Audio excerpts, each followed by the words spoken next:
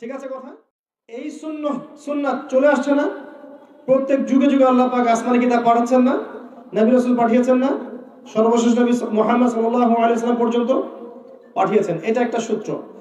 এরপরে আল্লাহ পাক বলেছেন ওয়াল্লাযীনা কাফারু ওয়া কাযযাবু বিআয়াতিনা, কিন্তু মনে রাখবে যারা হেদায়েত আসার পরেও আমার আয়াতকে অস্বীকার করবে, মিথ্যা প্রতিপন্ন করবে, ফাউলাইকা আসহাবুন নার, এরা হবে জাহান্নামের অধিবাসী।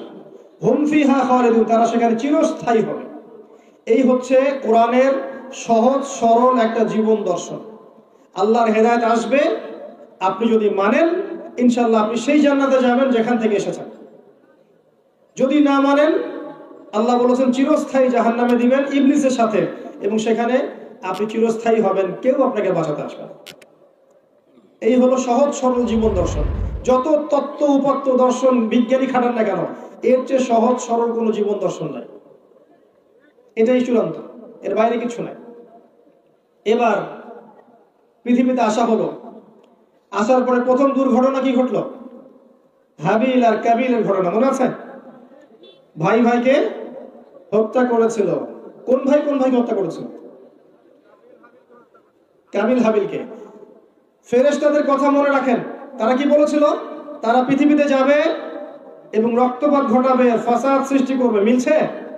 মিলছে। দেখেন এবার আল্লাহ পাক কাবিলকে জাহান্নামে দিলেন, আর হাবিল ইনশাআল্লাহ জান্নাতে যাবে। মনে রাখবেন নবী সাল্লাল্লাহু আলাইহি ওয়াসাল্লাম বলেছেন পৃথিবীতে যত হত্যাকাণ্ড হবে প্রত্যেকটা খুনের পাপের একটা অংশ কাবিলের আমলনামায় যুক্ত করা হবে, কারণ সেই প্রথম পৃথিবীতে এই হত্যাকাণ্ড সূচনা করেছিল।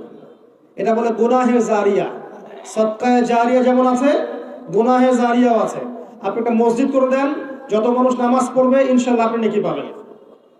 আপনি একটা সিনেমা হল করেন, যত মানুষ নোংরা সিনেমা দেখবে সমস্ত গুনাহ আপনি পাবেন। চয়েস ইজ ইয়োর্স, আপনার চয়েস। এবার তারপরের যুগে আসেন নূহ আলাইহিস সালাম। আমি একটা বিষয় বলতে যাচ্ছি যে আপনাকে আমি যুগে যুগে আল্লাহ পাকের সুন্নাত দেখাবো। যুগে যুগে আল্লাহর সুন্নাত দেখাচ্ছি আপনাকে। নূহ আলাইহিস সালামের যুগে আসেন, 950 বছর তিনি দাওয়াত দিয়েছেন। কত বছর? 950 বছর, 9টা শতাব্দী মানুষকে দাওয়াত দিয়েছেন। এত লম্বা হায়াত আল্লাহ পাক দিয়েছিলেন তাকে। অল্প কিছু মানুষ ইসলাম কবুল করেছিল, যাদেরকে নিয়ে তিনি নৌযানে করে সফর করেছেন। বাকিদেরকে আল্লাহ পাক কি করেছেন? তুফান দিয়ে, প্লাবন দিয়ে একদম ডুবিয়ে দিয়েছেন, দেন নাই? আল্লাহর সুন্নাত, ওই আয়াতটা মনে রাখেন, যারা আমার বিধান মেনে চলবে নাজাত পাবে, মেনে চলবে না পৃথিবীতে লাঞ্ছিত হবে, পরকালে জাহান্নামে যাবে। এই আয়াতটা মনে রাখেন। এবার নূহ আলাইহিস সালামের যুগে চলে আসেন, দেখেন যারা তার প্রতি ঈমান এনেছে আল্লাহ পাক তাদেরকে পার করে দিয়েছেন, দেন নাই?